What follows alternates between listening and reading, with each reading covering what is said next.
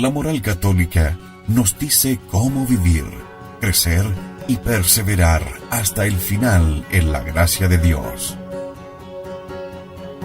La moral católica es exigente y comprometida. Reclama su condición de verdadera y por consiguiente única, más allá del lamentable subjetivismo secular.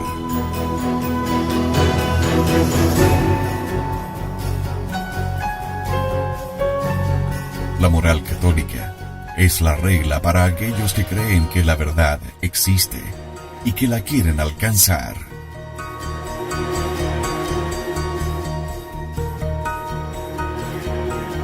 Convicción Radio.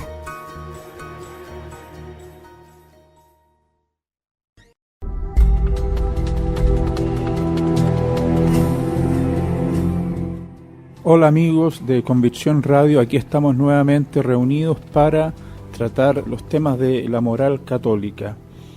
El día de hoy continuaremos hablando de las condiciones de la moralidad y empezaremos hablando de los distintos tipos de conciencia que se pueden distinguir. En primer lugar, hay una conciencia verdadera que habla la verdad, nos dice lo que es verdaderamente correcto y lo que es verdaderamente incorrecto. Esta es un genuino eco de la voz de Dios. También se distingue una conciencia falsa o errónea. Nos dice que algo verdaderamente erróneo es correcto y algo que es verdaderamente cierto no lo es. Este error o mal puede ser o no por nuestra culpa. Si nuestra conciencia, ya sea que hable la verdad o no, lo hace con seguridad, sin sospecha de error, y su voz conlleva convicción, entonces se dice que tenemos una conciencia cierta. Ahora, si nuestra conciencia no tiene nada definido que decirnos acerca de la bondad o malicia de una acción, entonces es llamada una conciencia dudosa. Dudar es suspender el juicio. Así, una conciencia dudosa es una conciencia que no funciona. Ahora, nosotros estamos obligados siempre a seguir una conciencia cierta, aun si es falsa o errónea. Nos dice San Pablo que es pecado ir en contra de la conciencia. La razón para esto es clara: somos juzgados por Dios de acuerdo a si hacemos bien o mal. Nuestro mérito o demérito depende de nuestra responsabilidad. Somos responsables solamente por el bien o el mal que sabemos que hacemos. Un protestante, por ejemplo, quien está totalmente convencido que es un pecado escuchar misa o hablar con un cura, cometería sin duda pecado haciéndolo. No autoridad eclesiástica o civil puede hacer legítimo para nosotros obrar lo que nuestra conciencia condena como ciertamente malo. Dios mismo no puede hacer legítimo para un hombre actuar contra su propia conciencia, porque hacer esto sin pecar sería una contradicción en los términos. Nunca estamos permitidos también actuar con una conciencia dudosa. Debemos aclarar la duda antes de actuar. Si no estoy seguro si una persona me ha pagado una deuda o no, ciertamente no puedo demandarle que me la pague, puesto que en este caso estaría igualmente listo para hacer bien o mal. Estamos obligados a formar nuestra conciencia con gran cuidado. Si tenemos serios motivos para sospechar que nuestra conciencia está errónea, estamos estrictamente obligados a mirar bien la materia. Estamos obligados a tomar todos los medios razonables que gentes buenas y honestas toman cuando hay peligro de ofender a Dios. Debemos orar por sabiduría y consultar a otros que sepan más o sean más prudentes que nosotros. Si después de eso nuestra ignorancia no puede ser superada, entonces no somos responsables del error en que pudiéramos haber incurrido. Ahora, los mejores medios para cultivar y perfeccionar nuestra conciencia son: A. Practicar veracidad en palabras y acciones. B. reprimir aquellas pasiones que tienden a apagar la voz de nuestra conciencia, especialmente el orgullo y la impureza. C. Examinar nuestra conciencia cada día antes de retirarnos a descansar. D. Confesarnos frecuentemente. E. Asistir a un retiro de vez en cuando. Haciendo uso de estos medios naturales y sobrenaturales, nos aseguramos la inestimable bendición de una verdadera conciencia, cuyo juicio es siempre acorde con la voluntad de Dios, de una conciencia vigilante que detecta y señala el mal que se avecina, sin importar bajo qué apariencia se oculte, de una conciencia tierna, podríamos decir, que teme ofender a Dios en el menor grado. De este modo construiremos en nuestro corazón un reino de paz y gozo. Dice San Pablo en Hechos, capítulo 24, versículo 16, comillas, en esto yo mismo me esfuerzo en tener una conciencia sin ofensa, ni hacia Dios ni hacia los hombres, cierre comillas.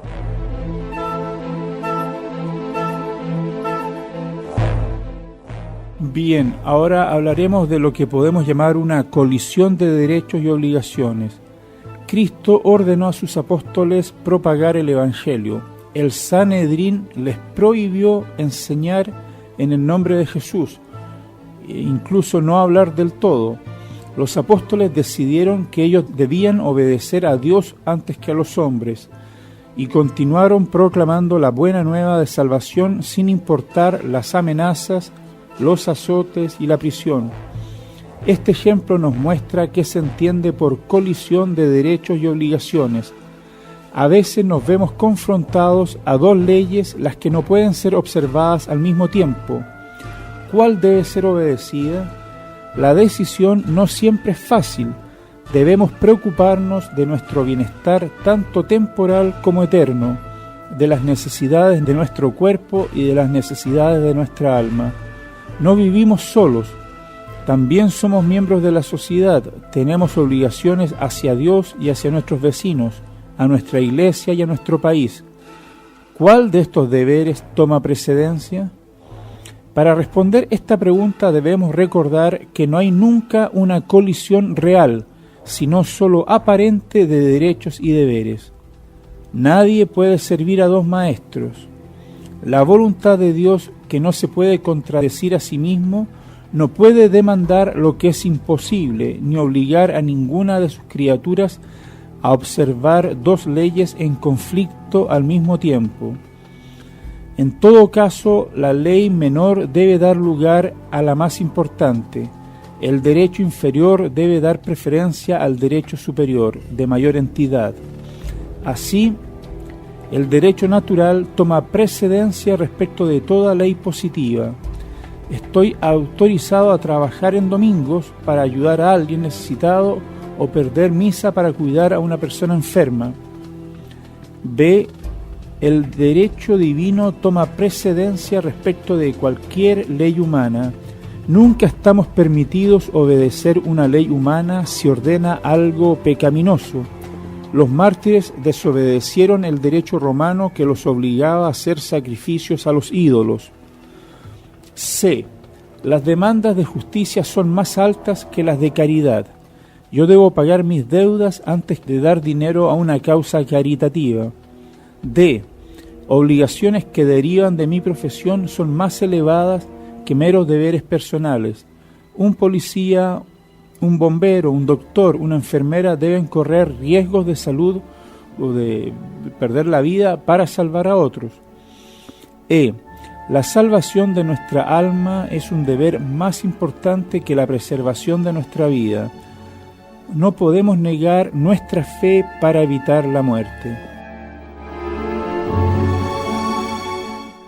Bueno, enseguida vamos a hablar de lo que constituye el bien moral. En el primer capítulo de estas charlas estábamos hablando de las condiciones de la moralidad y ahora vamos a hablar de lo que constituye el bien moral.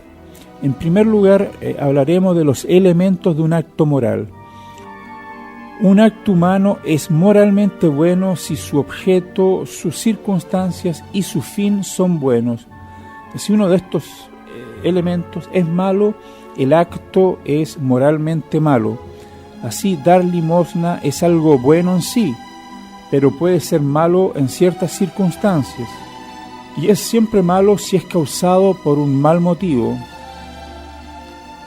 Enseguida, el otro elemento para determinar la moralidad de un acto, que es el objeto, debemos decir que la bondad moral de un acto depende, en primer lugar, en su objeto, esto es, la cosa a la cual el acto está dirigido. Dar limosna es moralmente bueno porque es bueno en sí mismo, es conformado con la voluntad de Dios. Robar es moralmente malo, perverso, porque es un mal en sí, contrario al orden divino y al derecho natural. En el caso de una conciencia errónea, la moralidad de una acción, como hemos visto antes, no depende del objeto. Si el objeto es en sí moralmente indiferente, como por ejemplo silbar o caminar, el acto de silbar o caminar puede ser bueno o malo de acuerdo a la intención. Un acto deliberado e individual no puede ser moralmente indiferente. En segundo lugar, primero mencionábamos el objeto, en segundo lugar, las circunstancias. Las circunstancias son ciertas condiciones accidentales que modifican el acto de una manera externa, del modo como el color o el peso o el vigor o la debilidad hacen una cosa mejor o peor, buena o mala en el orden físico. Así también los actos humanos están afectados para mejor o para peor por las circunstancias de persona, tiempo, lugar, cantidad y etc. Las circunstancias de una acción se pueden sumar como sigue: qué, quién, dónde, cuándo, por qué medios, por qué, cómo, etc. Todo eso responde un poco a lo que son las circunstancias de un acto moral. En tercer lugar, el tercer elemento fundamental para juzgar la moralidad de un acto es el fin. Cada ser razonable tiene un fin en vista del cual él actúa. Él actúa a partir de un motivo o propósito. Sin la voluntad no se vería movida a actuar. Está claro que el fin o motivo que induce a actuar tiene la parte más prominente entre los elementos, digamos, que determinan la moralidad de nuestros actos. El mejor motivo es el honor y la gloria de Dios. Tal motivo hace aún actos moralmente indiferentes, actos que satisfacen a Dios. Como dice San Pablo en los Corintios, la primera carta, capítulo 10, ya sea que uno beba o coma o cualquier cosa que uno haga, hay que hacerlo todo a la gloria de Dios. Motivos cristianos para actuar son miedo, esperanza, obediencia, gratitud y amor. El más alto de estos motivos es el amor, porque el amor es la entrega completa de nosotros mismos a Dios. Pero el miedo también es un motivo permisible, no un miedo servil o de esclavos, pero un miedo filial que nunca está sin al menos el comienzo del amor. La piedad, dice San Agustín, comienza con temor y termina en amor. Ahora, un buen motivo o intención no puede hacer de una mala acción algo bueno. El mal nunca se puede hacer para que un bien provenga de esto. Estas son las enseñanzas de la Sagrada Escritura y de la Iglesia Católica. San Pablo precisamente dice en la carta a los Romanos que no podemos hacer el mal para que de este provenga un bien. De acuerdo al Papa Inocente III, no es legítimo decir una mentira aún para salvar la vida de otro. Ahora, uno se puede preguntar, ¿es legítimo realizar una acción la cual puede producir dos efectos, uno bueno y otro malo? Bueno, tal acto es permisible bajo las siguientes condiciones. En primer lugar, la acción vista en sí misma debe ser buena o al menos indiferente. En segundo lugar, el efecto malo no debe ser querido, sino que solo permitido. Tiene que haber una razón suficientemente poderosa para permitir que se produzca este acto malo, este efecto malo. Ahora, el buen efecto debe seguir por lo menos tan inmediatamente como el efecto malo, perverso. Y por otro lado, como una última condición, es que el efecto positivo, la parte buena de esta acción, tenga una mayor entidad, un mayor peso que la parte mala. Así, por ejemplo, si yo me veo atacado por un hombre cuya clara intención es tomar mi vida, matarme, y si yo me doy cuenta que la única manera de salvar mi vida es tomándola de él, estoy así justificado a hacerlo. Todas las condiciones requeridas para justificar mi acto están presentes.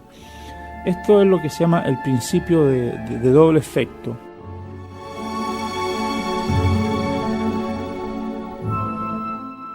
Ahora vamos a hablar de la virtud o del bien moral como un hábito. Ahora, ¿qué es lo que es la virtud? Una persona que solo ocasionalmente realiza algunos actos buenos no se la puede llamar buena. Para merecer tal nombre es preciso que esta persona realice buenos actos regularmente. En otras palabras, la realización de actos buenos tiene que haber llegado a ser un hábito, una segunda naturaleza. Tal cosa, un buen hábito, es lo que llamamos virtud. La virtud puede, por lo tanto, ser definida como una firme y permanente disposición a realizar actos buenos. La práctica de la virtud hace nuestras buenas acciones más fáciles, más placenteras y más perfectas. La palabra virtud viene del latín vir, hombre, significando algo fuerte, masculino, viril. Para el romano, la virtud significa hombría y energía en la acción, humildad, mansedumbre, negación de sí, no tenían lugar en la lista, llamémoslo así, de los paganos de virtudes. Cristo puso mucho énfasis en sufrimiento y en el negarse a sí mismo, tanto como en una acción enérgica.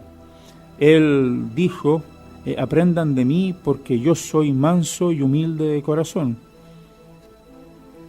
Ahora, la virtud se podría dividir, hay que considerar algunos aspectos, como así también tenemos una vida que es al mismo tiempo natural y sobrenatural. Podemos dividir las virtudes dentro de virtudes naturales y sobrenaturales, según si éstas pertenecen al orden de la gracia o no. Las virtudes naturales son el resultado de buenas acciones frecuentemente repetidas. Todas las virtudes cristianas son sobrenaturales. Nosotros no podemos adquirir estas a menos que Dios disponga nuestras almas de una manera especial. Esto Dios lo hace implantando estas virtudes con la gracia santificante en el alma en el momento del bautismo. Pero estas virtudes infusas no van a crecer ni prosperar, al menos que con la ayuda de la gracia de Dios nosotros también cultivemos estas, y este cultivo significa una práctica constante. De acuerdo a su objeto, las virtudes cristianas están divididas o se constituyen entre virtudes teológicas o divinas y virtudes morales. La virtud teológica tiene a Dios como su objeto inmediato.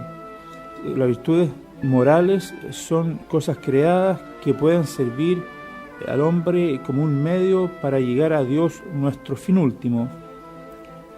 Nosotros hablaremos de las virtudes teológicas o teologales cuando tratemos acerca de nuestras obligaciones y deberes hacia Dios. Las virtudes morales regulan nuestras relaciones con nuestros hermanos hombres, con todas las criaturas, y de ese modo diríamos que pertenecen propiamente a la parte especial de la moral. Pero por razones obvias es bueno considerarlas a ella de manera separada. Ahora vamos a hablar de las virtudes morales. Las virtudes morales, que son muy numerosas, por medio de las cuales nuestra vida moral se regula y es dominada, se pueden reducir a 4 fundamentales. Estas son la prudencia, la justicia, la templanza y la fortaleza. Estas son llamadas las virtudes cardinales, porque de alguna manera algo de ellas tiene que estar presente en todas las otras virtudes morales. De alguna manera cada una de ellas tiene que estar incluida en el ejercicio de cualquier otra virtud moral. La palabra derivada del latín cardo quiere decir algo así como el quicio de una puerta, es sobre el cual ésta descansa para moverse en distintos sentidos, ¿no? La prudencia regula nuestra razón, la justicia nuestra voluntad, y la templanza y la fortaleza nuestros apetitos sensuales. Varios filósofos paganos, tales como Sócrates, Platón y Cicerón, tenían un conocimiento claro de estas virtudes cardinales. Platón les asigna a ellas la primacía en lo que él pensaba un estado ideal, y Cicerón deduce todas las otras virtudes de estas 4.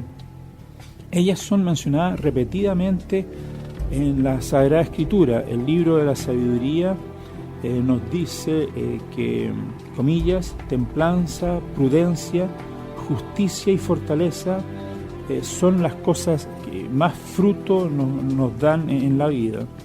Cierre comillas. Ahora, nosotros somos prudentes en todas nuestras acciones cuando llevamos en mente nuestro fin último, esto es la posesión de Dios en el cielo, y elegimos los medios apropiados para obtener esto.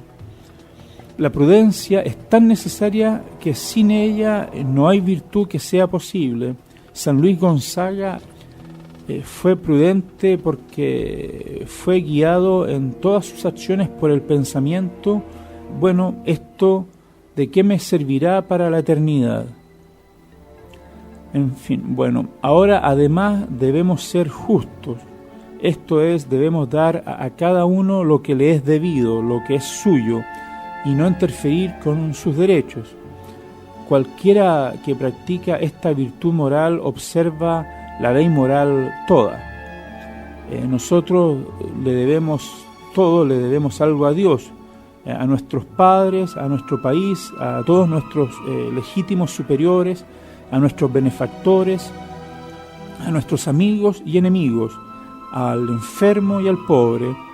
Así nadie puede ser llamado justo que no sea religioso, piadoso, obediente, agradecido, bondadoso, misericordioso, veraz y así otras cualidades, ¿no? En la Sagrada Escritura es el hombre justo, es uno que observa toda la ley de Dios. Cristo en las bienaventuranzas identifica la justicia con santidad. Benditos aquellos que tienen hambre y sed de justicia. Bueno, la tercera virtud cardinal es la templanza. Esta es la que nos permite controlar nuestros apetitos sensuales. Esta modera nuestros deseos y nos mantiene dentro de lo que ordena la razón. Es razonable usar cualquier cosa que Dios ha creado, pero debemos hacer un uso acorde con todas las criaturas y al fin natural al cual la ley de Dios expresa. Y así, por ejemplo, no apetitos sensuales, pero la razón debe ser la regla de nuestras acciones. Así San Pedro, por ejemplo, le dice a sus seguidores: Yo les ruego, como extranjeros y como peregrinos, que se resistan a sí mismos de los deseos carnales que están en guerra en contra del alma. Nosotros hablamos, pasando un poco a otro aspecto, nosotros hablamos de un justo medio, una medianía dorada, como diría un viejo adagio. En el medio está la virtud. Evitar todos los excesos es un dicho que se atribuye a Solón, el gran legislador ateniense y uno de los 7 hombres sabios de Grecia, en orden para ser verdaderamente templado. Un número de otras virtudes son necesarias. La castidad, que regula, que sujeta nuestros apetitos sexuales a la ley de la razón. La humildad, que modera la estimación de nuestra propia importancia. La mansedumbre, que refrena nuestra ira. La clemencia, que mantiene los castigos dentro de lo razonable. La modestia, que hace nuestra conducta razonable en lo que tiene que ver con la vestimenta. Incluso habría que decir la moderación en el estudio, lo que es evitar una pasión por conocimiento que no sea sino una vana curiosidad.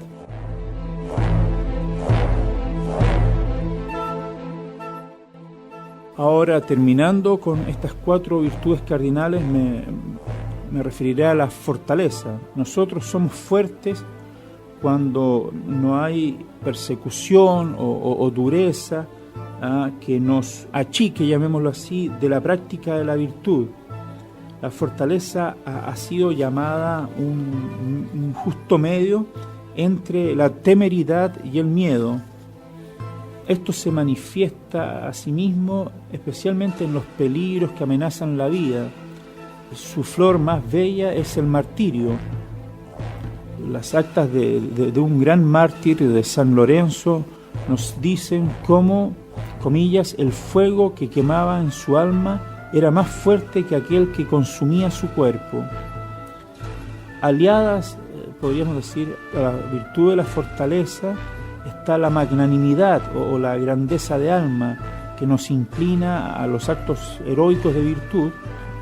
Está la paciencia que nos previene de hundirnos bajo el peso de la aflicción.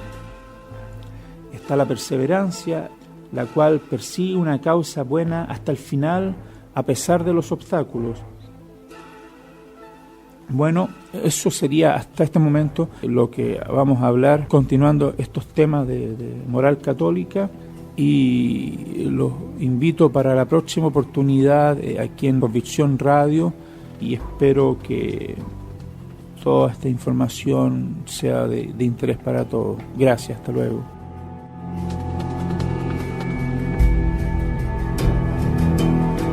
Convicción Radio, Convicción Radio, Convicción Radio, Convicción Radio.